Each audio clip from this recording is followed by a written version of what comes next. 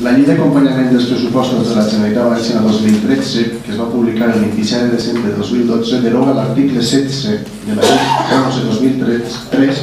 sobre l'Estatut de les Persones amb Discapacitat, que fins a aquest moment garantia en el paràgraf segon el finançament gratuït de productes farmacèutics, ortoprotèsics i ajudes tècniques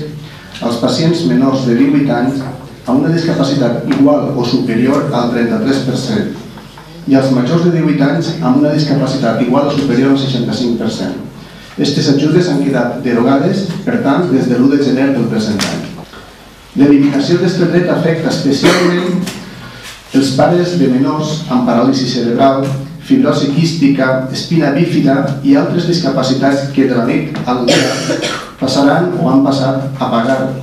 zero pels bolquers, per les sondes i per medicaments i altres articles necessaris per l'assistència dels xiquets a abonar el 40 o el 50% segons la seva renda. L'exempció o la inclusió del copagament farmacèutic de les persones amb les discapacitats que hem dit afecta, segons dades del mateix Ministeri, al voltant de 2,3 milions de persones. Però jo ho resumiria en que considerem inacceptable que l'obsessió que tenen les administracions, els governs, per reduir el dèficit i reconduir la situació financera, en aquest cas de la Generalitat, s'hagi de fer a costa de retalls en serveis bàsics per a la ciutadania, sobretot en serveis per a les persones més discapacitades, que són les menys afavorides. Este retall no anava en el projecte de llei de pressupostos de la Generalitat. Es va incorporar com a esmena a última hora, la va incorporar el Partit Popular. I me pareix que és molt fort que s'incorpori això i que se deixi una barbaritat de gent sense les prestacions necessàries, quan en la mateixa proposta de pressupostos els diputats en la nòmina seva tenen un complement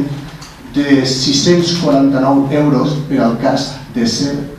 persones amb discapacitats físiques. Per tot això que l'Ajuntament de Carlet Vicent acorda rebutjar de ple mesures com la que ha entrat en vigor l'1 de gener i que anulen els drets de l'Estatut de les Persones amb Discapacitat. En segon lloc, exigir la derogació de l'article 160 de la Llei 10/2012 de 21 de desembre de gestió administrativa i financera i d'organització de la Generalitat i, per tant, exigir el manteniment de l'article 16 de la Llei 11/2003 sobre l'Estatut de les Persones amb Discapacitat que fins a aquest moment garantia el finançament gratuït de productes farmacèutics, ortoprotèsics i ajudes tècniques als pacients menors de 18 anys amb una discapacitat igual o superior al 33% i als majors de 18 anys amb una discapacitat igual o superior al 65%.